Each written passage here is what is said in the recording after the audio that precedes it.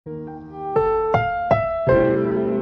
programang ito ay rated SPG. Striktong patnubay at gabay ng magulang ang kailangan. Maaaring may masiselang tema, lengguwahe, karahasan, sexual, horror o droga na hindi angkop sa... Uunahin natin ang isang bagay na importante sa kanila.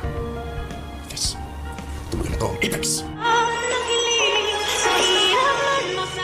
Narito na nga ang ating pakaabangan bukas sa abot kamay na pangarap. Lumabas na nga ang tunay na motibo dito ni Eric at itong si Giselle. Dahil nagkamali nga itong si Giselle sa kanyang desisyon na ipinasok niya ang kanyang anak na si Justin at lalong-lalo na itong si Eric.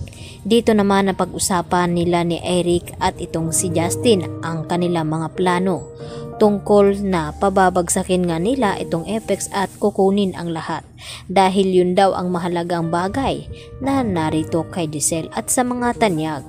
Kaya ito na nga ang kanilang plano at tamang-tama nga itong hinala ni RJ na hindi dapat nabibigyan ng posisyon na mataas itong si Eric dahil hindi nga nila ito nakilalang lubusan, lalong-lalo na itong ang anak ni Giselle. Kung yun ba talaga ay nalaso na ni Eric dahil sobrang na brainwash na nga ni Eric itong si Justin na magalit ng husto dito kay Giselle.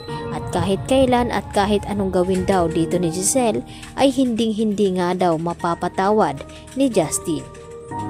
At dahil na rin sa bata na nakilala din dito ni Giselle ay nagpatulong naman ito na hanapin nga itong kanyang ate at inakala naman ni Giselle na kapatid talaga at yun nga ay inamin naman ni Badong na hindi daw niya ito kapatid dahil parehas daw sila na iniwanan ng ina.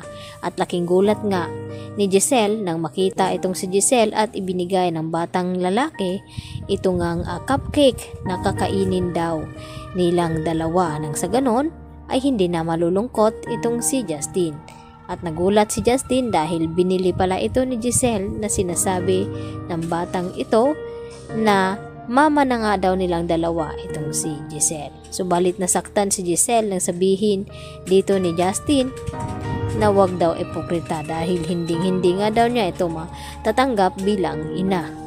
Kaya agad naman na iniwanan ni Justin itong si Giselle.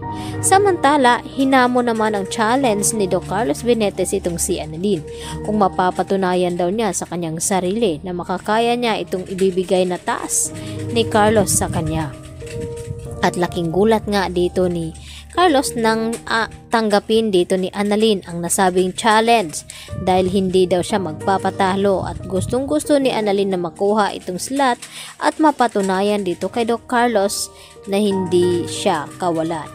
At dito naman na nakilala ang bagong panauhin na papasok at walang iba kundi ito ngang si Pokwang at may isa pa siyang kasama na kung ano ba daw ang ipapagawa ni Carlos dito nga sa kanila. At dito naman na nalulungkot itong si Lynette dahil hindi na nga daw siya nakakalabas ng bahay at dinalaw naman siya dito ni Aling Susan at ni Diyosa. Dapat daw ay mamasyal ang mga ito nang sa ganon ay maaliw-aliw naman daw itong si Lynette. At ang gusto ni Lynette na ipagpaalam pa ito kay Carlos. At dito naman na sinabi ni Diyosa na bakit kinakailangan pa daw nila ipagpaalam na pwede naman daw umalis itong si Lynette. At dito naman na sinabi ni Chang Susan na sa mga nangyari dito kay Lynette na natroma nga ito ay dapat daw malaman ni Carlos ang mga lakad dito ni Lynette nang sa ganon ay hindi na naman mapapahamak itong si Lynette. At sinang-ayuna naman ito ni Lynette ang mga sinasabi dito ni Chang Susan. Kaya yan ang ating pakatutukan bukas mga kapuso. Dito lamang yan sa abot kami na pangarap. Yan lang po at maraming salamat.